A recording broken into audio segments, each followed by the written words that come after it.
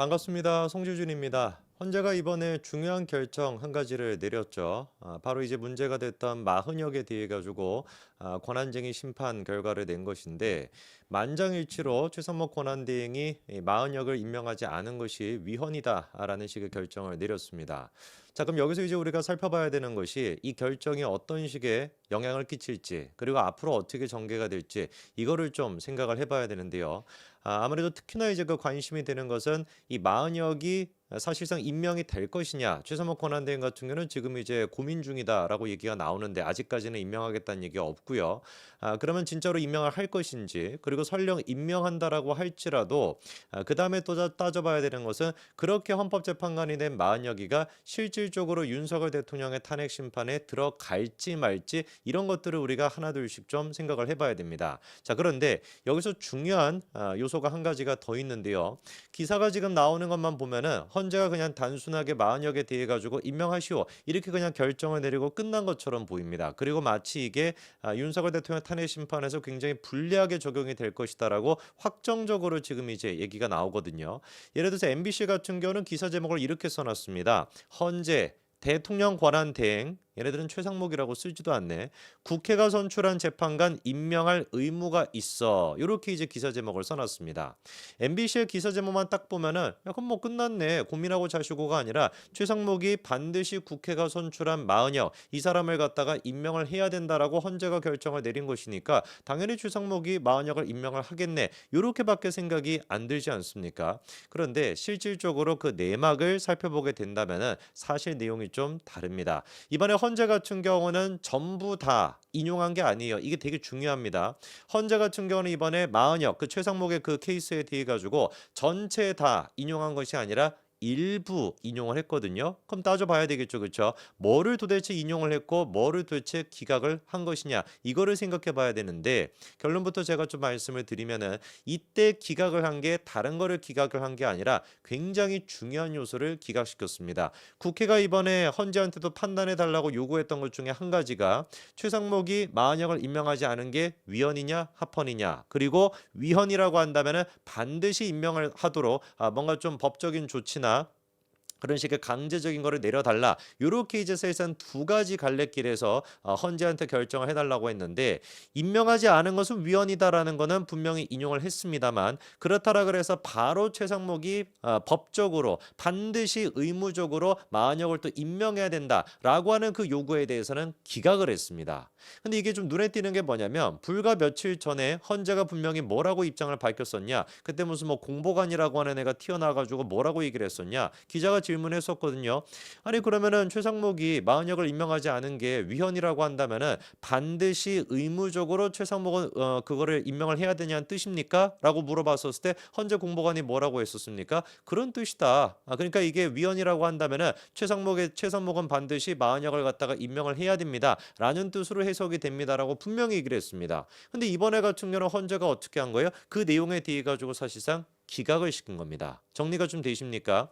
최상목이 마흔역을 임명하지 않은 것 이거는 위헌이다라고 얘기를 했으면서도 반드시 그렇다라 그래서 최상목이 마흔역을 임명을 해야만 하냐 이 조항에 대해서는 기각을 했다라고 하는 게 이번에 일부 인용의 제일 중요한 포인트라는 것이죠. 근데 이거를 지금 MBC는 어떻게 기사를 써놨다? 대통령 권한대행 국회가 선출한 재판관 임명할 의무 있어 라는 식으로 지금 코테이션을 찍어놔가지고 마치 헌재가 그 부분에 대해서도 인용을 한 것처럼 또다시 조작 선동을 하고 있는 겁니다. 자, 어떤 내용인지 제가 좀 자세하게 말씀을 드리겠습니다. 자, 헌재가 이번에 일단 어떤 결정을 내렸냐? 최 권한대행이 마 후보자를 재판관으로 임명하지 않은 부작위는 헌법에 의해 부여된 국회의 헌법재판관 선출을 통한 헌재 구성원을 침해한 것이다. 이렇게 일단 밝혔습니다. 그러니까 요 내용이 이제 뭐가 되는 거겠어요? 아까 제가 말씀을 드린 것처럼 야, 국회가 일단 추천한 목 이렇게 세 명이 있는데 대통령 권한대행이 됐거나 대통령이 됐거나 국회가 추천한 몫에 대해서는 이거를 임명을 해야지. 왜 이거를 임명을 안 해? 그러니까 이거는 일단 위헌이야라는 식으로 결정을 내린 겁니다. 이 부분도 저는 좀 납득이 잘 안 되는 게 뭐냐면 국회가 결정한 것이다라고 했을 때 정말로 헌법의 그 취지를 생각해 본다면 국회가 결정했으니까 그러니까 대통령이나 대통령 권한대행은 묻지도 따지도 말고 그냥 임명을 해라.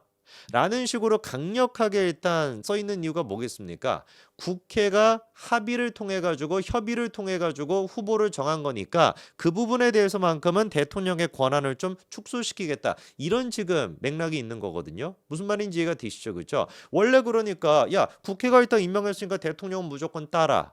라고 하는 것은 굉장히 강제적이고 대통령의 임명권 자체를 갖다가 축소시키는 이런 어떻게 위험적인 그런 요소도 될 수가 있는 것인데 그렇게까지 하면서도 이거를 만들어 놓은 이유가 뭐겠습니까? 국회가 합의를 통해서 결정했다라는 걸 존중해라 라고 하는 뜻인 거거든요. 그러니까 헌법재판관들을 구성하는 데 있어가지고 국회가 추천해야 되는 3명 같은 경우는 국회 내에서 결정이 됐으면은 그 부분에 대해서는 국회를 존중하고 국회를 뭔가 한다라는 차원에서 그냥 임명해라 이렇게 지금 정리가 돼 있는 겁니다. 근데 이만큼이나 대통령의 권한을 축소시킬 만큼 국회의 그거를 존중하는 배경은 뭐겠어요? 그렇죠? 여야 합의가 됐다라는 게 배경인 겁니다.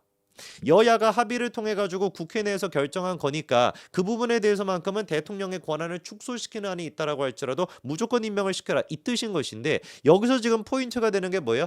여야 합의가 되지 않았다라는 거예요. 최상무 권한대행 같은 경우는 국회가 추천한 3명 전체 다를 갖다가 임명하지 않은 게 아닙니다. 3명 가운데 2명은 임명을 했죠. 40명만 임명하지 않았어요. 이유가 뭐였습니까? 여야 합의가 되지 않았다라고 하는 이유로. 저는 그렇기 때문에 헌재가 굉장히 좀 피상적으로 이 문제를 접근을 했다. 국회가 그냥 추천했으니까 대통령이 반드시 임명을 해. 그럼 대통령 바지 사장이란 뜻 아니겠습니까? 근데 헌법이 그렇게 돼 있다라고 한다면 그 전제는 뭐다? 국회가 여야 합의를 통해 가지고 서로 합의를 본 문제니까 이 부분만큼은 대통령이 그래 권한 그냥 무슨 뭐 바지 사장 같이 그런 식으로 된다라고 해도 이거를 좀 양해를 좀 하자. 요렇게 지금 법이 돼 있는 것인데 여야 합의 자체가 안 돼 있다라고 하면 원천적으로 이거는 다른 문제가 되는 거겠죠. 그러다 보니까 헌재에서도 마흔형 문제에 대해서 국민의힘이나 민주당이 합의가 되지 않았다라고 하는 이 포인트를 좀 잡았어야 되는 것인데 그 부분은 전혀 지금 고려하지 않고 그냥 단순히 국회가 추천했는데 왜 대통령이 임명하지 않아? 권한대행이 임명하지 않아? 그거는 그러니까 헌재 구성권을 침해한 것이야. 이런 결정이 나온 겁니다. 이것도 일단 어떻다? 좀 아쉬운 부분이 있죠. 자, 그러면 이제 중요한 포인트는 그렇다라 그래서 바로 임명을 해야 된다라는 뜻이냐? 아니다라는 겁니다. 그렇기 때문에 이게 일부 인용이 나온 거예요. MBC 같은 지금 이제 선동 방송들은 일부 인용이라는 표현 자체를 잘 안 쓰는 것 같습니다. 헌재가 그냥 국회에 손을 들어줬다. 헌재가 그냥 국회에 100% 인용을 해줬다. 이런 식으로 지금 기사를 쓰고 있는데 전혀 그렇지가 않습니다. 일부 인용이었고 기각이 된 부분이 뭐냐? 이 얘기 잘 들어보십시오. 국회는 마 후보자가 재판관 지위에 있음을 확인하거나 최권한대행에게 마 후보자를 즉시 재판관으로 임명해야 한다라는 결정을 구하고 있는데 무슨 말인지 이해가 되시죠? 그렇죠? 국회가 그러니까 지금 헌재한테 요구하고 있는 게 뭡니까? 최 대행이 마은혁을 임명하지 않은 게 위헌이라고 한다면은 바로 임명을 해야 된다라고 하는 결정을 좀 헌재한테 해달라라고 지금 요청하고 있는데 이 뜻인 거죠. 그렇죠?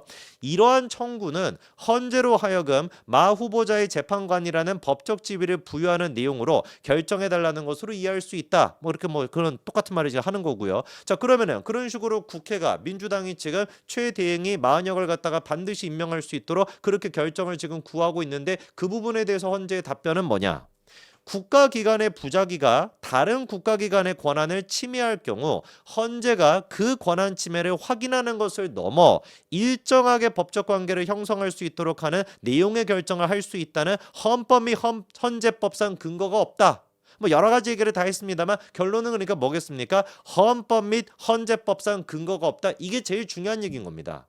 민주당 애들 같은 경우는 지금 헌재한테 야 그러면 최대행이 마은혁 임명하지 않은 게 위헌이야? 그러면 이거 반드시 임명할 수 있도록 결정을 좀 해줘. 이런 어떤 그 법적인 거를 갖다가 좀 해줘. 결정해줘. 라고 했는데 그 부분에 대해서 헌재는 딱 잘라서 뭐라고 지금 얘기하는 겁니까? 그거는 헌법 및 헌재법상 근거가 없다. 우리가 해줄 수 있는 게 아니다. 국회의 이 부분 심판 청구는 권한쟁의 심판의 대상이 될 수 없어 부적합하다라고 해가지고 이거는 기각을 시킨 겁니다.